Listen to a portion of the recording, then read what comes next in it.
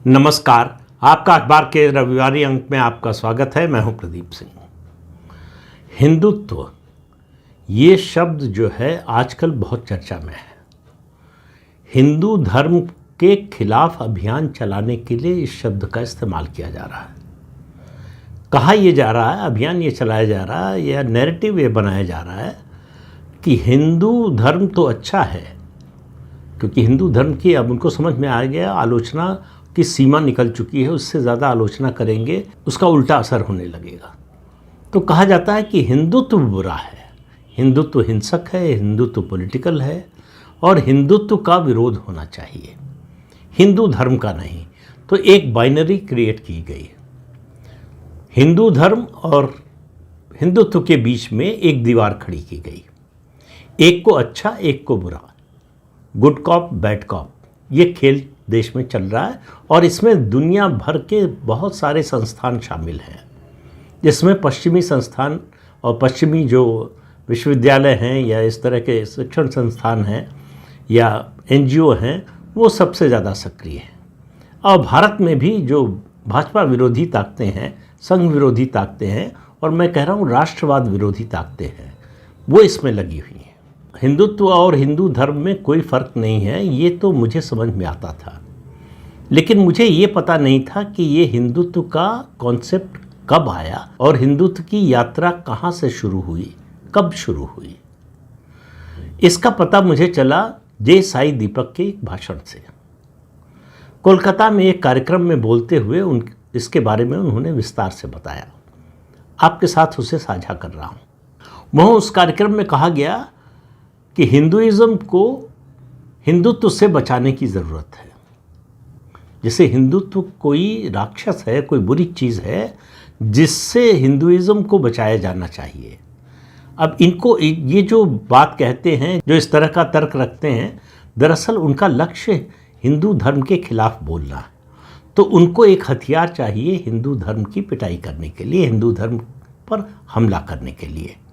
तो उनको लगता है कि हिंदुत्व के रूप में उनको ये हथियार मिल गया है। उसके लिए तर्क भी जुटाने पड़ेंगे। तो पहला तर्क जुटाया गया, दो बातें कही गई कि ये हिंदुत्व की अवधारणा दरअसल वीर सावरकर की दी हुई है, जिसे राष्ट्रीय स्वयंसेवक संघ ने आगे बढ़ाया। याद रखिए, हिंदुत्व के बारे में, हिंदुत्व पर वीर सावरकर ने 1922-23 में लिखा। संघ की स्थापना 1925 में हुई। सावरकर का जन्म 1883 में हुआ। फिर सवाल ये है कि हिंदुत्व कहाँ से आया, कब आया। जे साई दीपक ने, चूंकि वो कोलकाता में थे, तो उन्होंने कहा कि हिंदुत्व की जन्मस्थली यही है कलकत्ता, जो इस समय कोलकाता हो गया है। उन्होंने कहा कलकत्ता ही हिंदुत्व की जन्मस्थली है, यहीं से इसकी यात्रा शुरू हुई। और उसके बारे में उन्होंने थोड़ा और विस्तार से बताया। उन्होंने कॉलोनियल पावर जो है उसकी शुरुआत कलकत्ता से हुई, उस समय के कलकत्ता से, और उसी दौरान ब्रह्मो समाज की स्थापना हुई और ब्रह्मो समाज से बढ़ते बढ़ते कैलकाटा यूनिटेरियन कमेटी का गठन हुआ। इसमें जो लोग सक्रिय थे, द्वारकानाथ टैगोर, राम मोहन राय और विलियम एडम्स। पर 1830 से 1860 के बीच में एक समस्या हुई। इन लोगों को लगने लगा कि अगर कॉलोनियल पावर के करीब जाना है, उनसे नज़दीकी बढ़ानी है, तो उनके तरीकों को अपनाना पड़ेगा, उनकी सोच को अपनाना पड़ेगा, उनके सिद्धांतों को अपनाना पड़ेगा, तभी वो कॉलोनियल पॉलिटिकल एस्टेब्लिशमेंट का हिस्सा बन पाएंगे। जे साई दीपक कहते हैं कि 1860 से 1909 के बीच में हिंदुत्व की यात्रा शुरू हुई। उन्होंने कहा ये महाराष्ट्र की अवधारणा नहीं है, ये वीर सावरकर की भी अवधारणा नहीं है और राष्ट्रीय स्वयंसेवक संघ की भी नहीं है। सुदीप मुखोपाध्याय ने एक प्ले लिखा, नाटक लिखा, जिसका नाम था भारत माता। इसी में पहली बार कहते हैं कि भारत माता का चित्र प्रस्तुत किया गया। हिंदुत्व की आधारशिला 1866 से 1909 के बीच में रखी गई। और आप देखिए, जब हिंदुत्व की बात होती है तो लोग वीर सावरकर की बात करते हैं, राष्ट्रीय स्वयंसेवक संघ की बात करते हैं, उत्तर भारत की बात करते हैं। एक व्यक्ति की बात कोई नहीं करता। इस बात की ओर इंगित किया जे साई दीपक ने। उन्होंने कहा कि वो नाम है श्री अरविंद, जो क्रांतिकारी से संत बने थे। उनकी 1909 की उत्तरपाड़ा की एक स्पीच है, भाषण है। और जे साई दीपक कहते हैं कि हिंदुत्व का श्री अरविंद से बड़ा समर्थक कोई नहीं है। लोग चंद्रनाथ बसु की बात करते हैं, सावरकर की बात करते हैं, संघ की बात करते हैं, लेकिन श्री अरविंद ने क्या कहा था? साथ में उन्होंने ये भी याद दिलाया कि श्री अरविंद अपने को स्वामी विवेकानंद का बौद्धिक डिसेंडेंट मानते थे, इंटेलेक्चुअल डिसेंडेंट। अपने इस भाषण में उन्होंने सनातन और राष्ट्रवाद की चर्चा की है। श्री अरविंद ने उन्होंने कहा सनातन धर्म ही हमारे लिए राष्ट्रवाद है। ध्यान से सुनिए श्री अरविंद की बात कि सनातन धर्म ही हमारे लिए राष्ट्रवाद है। सनातन धर्म का क्षरण होगा तो राष्ट्रवाद का भी क्षरण होगा। इस राष्ट्र का जन्म सनातन के साथ ही हुआ, इसलिए उन्होंने कहा कि सनातन धर्म ही राष्ट्रवाद है। तो जिन लोगों को राष्ट्रवाद को लेकर गलतफहमी है, जो सनातन और राष्ट्रवाद को अलग अलग करके देखते हैं, उनको श्री अरविंद की बात सुननी चाहिए। और उनसे बड़ी अथॉरिटी इस विषय पर और कोई हो नहीं सकती है। ये हिंदू विरोधी जितने इंटेलेक्चुअल हैं दुनिया भर के, उन्होंने अगर श्री अरविंद को नहीं पढ़ा है, उनको नहीं समझते हैं, ऐसे लोगों को कोई अधिकार नहीं है सनातन और हिंदुत्व और राष्ट्रवाद की बात करने का। तो जे साई दीपक कहते हैं कि 1866 से 1909 के बीच में जो हमारे आधुनिक ऋषि हैं, उनको एक बात समझ में आ गई कि भारत का समाज दो आक्रमणकारी शक्तियों के बीच में, संस्कृतियों के बीच में दब गया है, उनके बीच में एक तरह से पिस रहा है। और ये दोनों शक्तियां विस्तारवादी भी हैं और हिंसक भी हैं। उन्होंने जिक्र नहीं किया एक शक्तियां कौन है, लेकिन बड़ा स्पष्ट है कि वो इस्लाम और क्रिश्चियनिटी की बात कर रहे थे, जिसके बारे में रविन्द्रनाथ टैगोर ने भी कहा है दुनिया में दो ही मजहब हैं, जो अपने मजहब के अनुसार जीवन यापन करने में और उसकी मजहब को मानने की, उसकी बात करने की छूट से संतुष्ट नहीं है। उनके साथ अगर भाईचारे के साथ रहना है तो उसकी एक ही शर्त है कि आप उनके मजहब को स्वीकार कर लें। इन मॉडर्न ऋषियों ने तय किया कि हमें कुछ करना पड़ेगा भारतीय समाज को इससे बचाने के लिए, और इस क्षरण को रोकने के लिए हमें कुछ कदम उठाना पड़ेगा। 1867 में इन लोगों ने महसूस किया कि जो ब्रह्म समाज है वो दरअसल हिंदू धर्म को पश्चिमी सभ्यता के चश्मे से देखने लगा है और पश्चिमी सभ्यता के अनुसरण की ओर उसको ले जा रहा है, उसके जैसा बनाने की कोशिश कर रहा है। इसका सीधा मतलब था ब्रह्मो समाज को हिंदू धर्म से दूर ले जा रहा है। तो इसको रोकने के लिए, इसका जवाब देने के लिए देवेंद्रनाथ टैगोर ने 1867 में हिंदू मेला शुरू किया, जो बाद में जाति मेला बन गया। जाति से मतलब जो कास्ट अंग्रेजी का शब्द है उससे मत समझिए। फिर इसी दौरान गुरुदेव रविन्द्रनाथ ठाकुर को लगा हिंदू समाज को ईसाई समाज के प्रभाव से या ईसाई मजहब के प्रभाव से दूर ले जाना पड़ेगा। तो उन्होंने हिंदू ब्रह्मो समाज बनाने का फैसला लिया और तय किया कि ब्रह्मो समाज को और पूरे समाज को हिंदू धर्म की ओर वापस लाया जाए। अब सवाल यह है कि हिंदुइज्म यानी हिंदू धर्म और हिंदुत्व का फर्क कहाँ से आया, ये अवधारणा आई कहाँ से, कैसे आई? तो चंद्रनाथ बसु जब शकुंतला तत्व लिख रहे थे तो उन्होंने इस बारे में लिखा कि हिंदू धर्म प्लस तत्व, यानी हिंदू धर्म और तत्व को जोड़ा जाए और हिंदुत्व, उससे बना हिंदुत्व। ये कोई हिंसक अवधारणा नहीं थी, ये हिंदू धर्म या सनातन धर्म का ही स्वरूप था। और हिंदुइज्म जो है, जिसकी चर्चा आजकल बहुत होती है, हिंदुइज्म और हिंदुत्व को अलग अलग करके देखने की और बताने की कोशिश होती है, ये हिंदुइज्म का कॉन्सेप्ट 19वीं सेंचुरी का ब्रिटिश कॉन्सेप्ट है। अंग्रेज लेकर आए इसे हिंदू धर्म को यानी सनातन धर्म को बांटने के लिए। अंग्रेज़ों ने जब ये कॉन्सेप्ट दिया हिंदुइज्म का, उससे पहले हमारा धर्म सनातन धर्म के नाम से जाना जाता था। 1902 में श्री अरविंद ने अनुशीलन समिति का गठन किया और ये अनुशीलन जो है उन्होंने लिया 1888 में बंकिम चंद्र चट्टोपाध्याय के एक लेख से जिसका शीर्षक था अनुशीलन। तो जे साई दीपक कहते हैं कि यही हिंदुत्व का इतिहास है, उसके जन्म का और उसके जो है ठोस स्वरूप लेने का। उन्होंने कहा हिंदुत्व को माँ दुर्गा की शक्ति के रूप में देखा जाता है, और फिर कहा कि हिंदुत्व एक सिविलाइजेशनल इम्परेटिव है, यानी सभ्यतागत अनिवार्यता है, और ये कोई पॉलिटिकल टूल नहीं है। लेकिन उन्होंने कहा अगर पॉलिटिकल टूल है भी तो समस्या क्या है? किसी पॉलिटिकल पार्टी या पॉलिटिशियन को पॉलिटिकल टूल से क्या समस्या होनी चाहिए?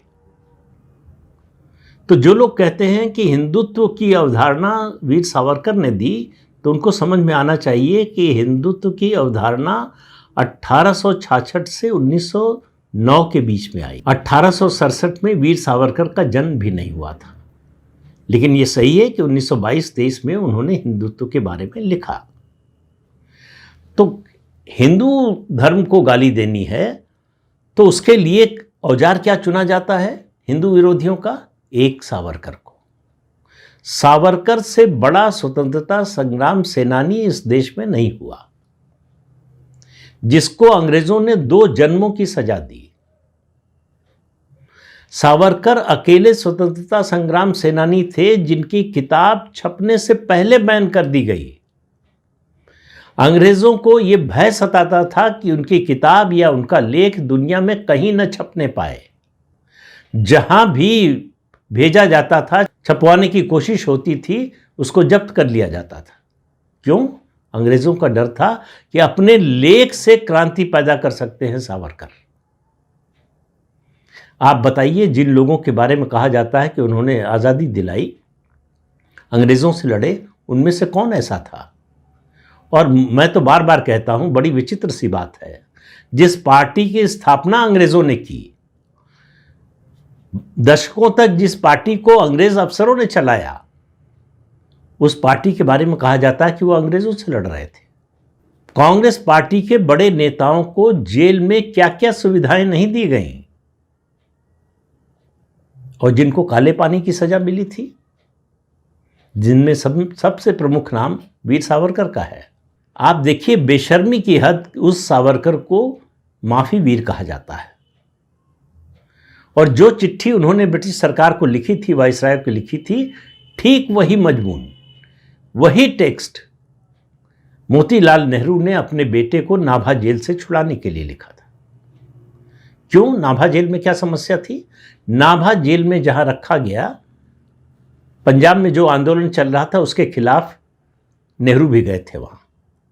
तो नाभा जेल में जहां रखा गया उस कमरे में चूहे थे। तो नेहरू ने बड़ी कोशिश की पंजाब के मंत्री से बात करने की, अधिकारियों से बात करने की कि उनका कमरा बदला जाए, उनको यहाँ से निकाला जाए। बड़ी कोशिश के बाद कुछ शर्तों के साथ वायसराय ने मोतीलाल नेहरू को जवाहरलाल नेहरू से मिलने की इजाज़त दी। उनको जब पता चला तो उन्होंने वही, जिसको सावरकर का माफ़ीनामा कहते हैं, वही माफ़ीनामा नेहरू की ओर से वायसराय को भेजा, जिसके बाद कुछ ही घंटों में पूरी जेल अथॉरिटीज़ का रवैया बदल गया और नेहरू जेल से बाहर आ गए।